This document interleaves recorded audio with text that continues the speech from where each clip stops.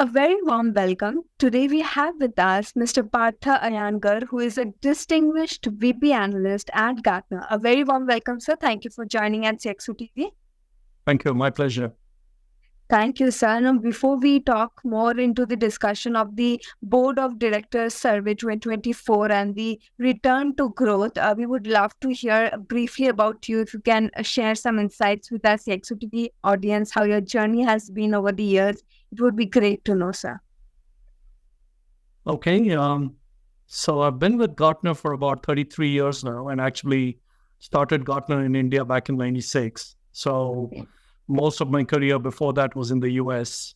Worked in a number of companies in the US and then with Gartner in the US before I brought them here.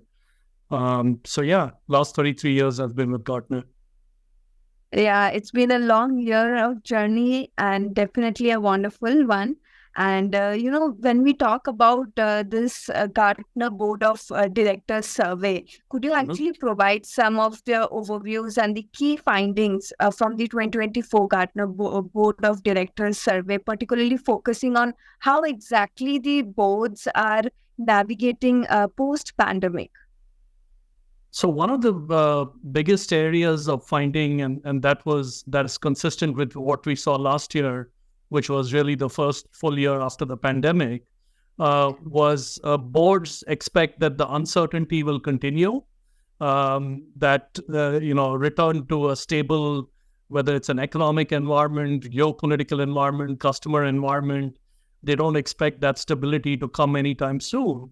So a lot of their actions and a lot of their direction is really focused on how do they best deal with uncertainty.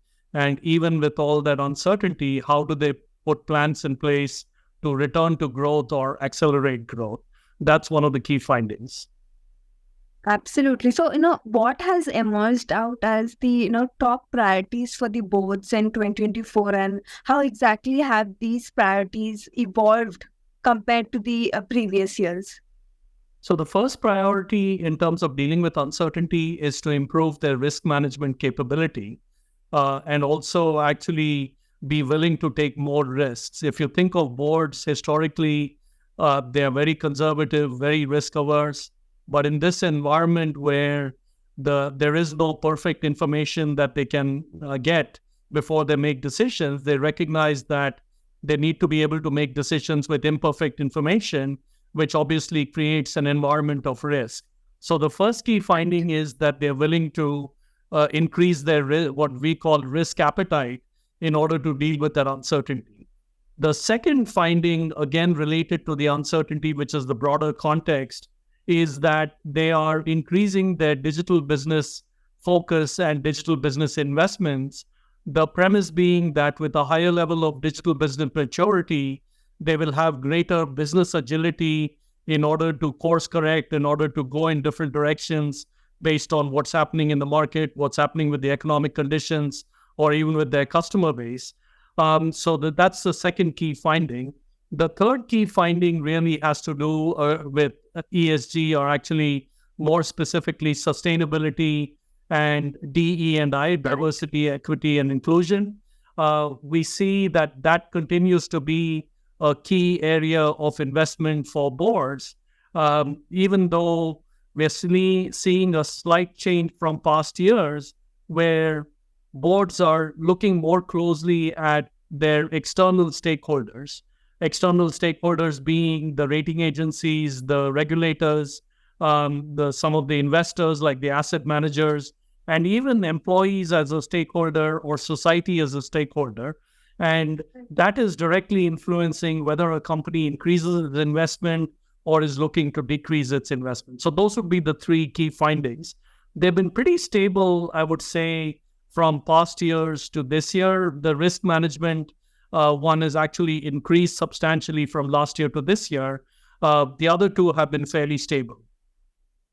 All right. So when you mentioned about, a risk management, it has always been a crucial aspect for board governance.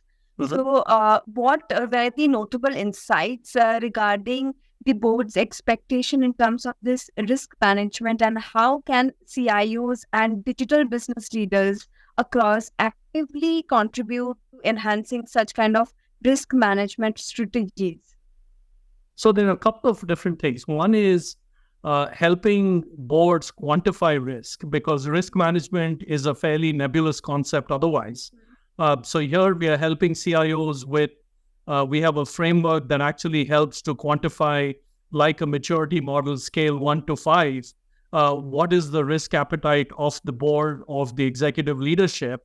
That needs to be a starting point. So if you're at very low risk and the environment you're operating in is extremely uncertain, then you need to put a plan in place to improve your risk ability or your risk appetite. And that's where CIOs have a role to play in terms of how do you go from a level 1 risk appetite to a level 3 risk appetite that gives it a certain level of specificity when we talk about increasing risk appetite. Otherwise, it's a very nebulous concept. The second area that boards expect CIOs to help them is the notion that you can no longer say that we are going to avoid all risk. That is just impossible to do. So how do you identify what we call good risk versus bad risk? Bad risk is where you're actually taking unacceptable risk, which can create significant brand damage, revenue damage, customer rebellion, etc. Good risks are those that are the opportunities far outweigh the risks. Increasingly, boards are looking to CIOs to help them identify, of all the investment initiatives that they have on the table, what would be good risk versus bad risk. So those are the two key areas that CIOs need to step up to help the board. I think absolutely. And when it comes to digital initiatives, I think it has always been a key driver for growth. So in that aspect, when we talk about it in this survey, what has been or what were the key highlight areas where boards are focusing their attention in terms of digital transformation, and how can exactly the CIOs play a pivotal role in terms of aligning these digital initiatives with these board objectives? So there are a few technology priorities emerging. No surprises, AI, ML, and more specifically Gen AI has jumped to the top of the list in terms of board priorities. The second one is really around automation and around analytics, etc. The third is around what we are calling software evolution. I'll explain what we mean by that in a minute. And the fourth is again around security and risk management, because as companies increase their digital business initiatives and they become more externally facing, the cybersecurity challenges go up by orders of magnitude.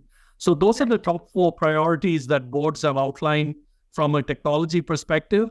The software evolution is an interesting one, and it's the second time it has showed up in the survey as one of the top 5 priorities. And what we read into that is that what was a significant enabler maybe 5 years ago, 8 years ago, 10 years ago, when companies put in their ERP systems or a bank put in a new core banking solution, that was a tremendous productivity booster for the enterprise. But today, that is where the cement and concrete is coming from. And those are the biggest barriers to companies being able to change and evolve their business model quickly in the face of changing economic conditions, customer expectations, etc. So the software evolution is really based very specifically on even deconstructing ERP, as we call it. If you're a manufacturing enterprise, we're starting to see the first few large banks that are actually getting rid of their core banking solutions and creating a fairly open architecture which provides some of the same functionality, but there isn't anything monolithic called core banking in the architecture. So for CIOs, really aligning themselves with those priorities, but it is very important that they not chase technology for technology's sake. It really needs to be grounded in what are the specific business use cases within our company that these technologies can be used to help. And then once they have clarity on that, figure out how best to adopt those technologies or leverage those technologies. Absolutely. I think when it you just mentioned about generative AI, right? So, in generative AI, it has something which industries are gaining so much of prominence Yeah. in the current time, especially. So, Yeah. could you share one insight into how exactly the boards are adapting and integrating generative AI in their businesses, and what kind of opportunities and challenges are there present for the organization and the technology leaders? Because AI has got its own advantages and again the disadvantages in line. Absolutely. And Yeah. that's one of the specific questions we asked in the survey. And what is surprising, Gen AI has been around for a long time. I mean, Gartner first put it on its life cycle 3 years ago, but where it suddenly exploded onto the scene is with the advent of ChatGPT, which Absolutely. democratized Correct. the access to Gen AI to the broader enterprise segment, to even individuals like you and me. Um, so when we asked boards the question, what have you used Gen AI for already, or have you used Gen AI?